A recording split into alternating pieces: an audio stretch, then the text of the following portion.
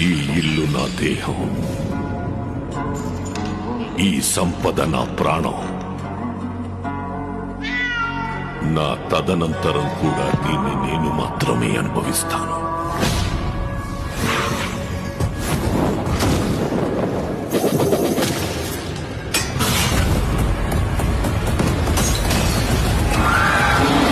Hello hello, బండి కొంచెం మెల్లగా.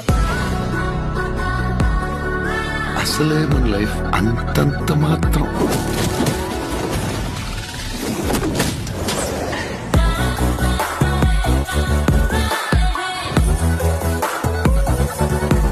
చెప్పు, చేసిన పాపమేమి? నేరాలు పాపాలేంటండి, డిగ్నిఫైడ్గా లవ్ చేస్తేనే.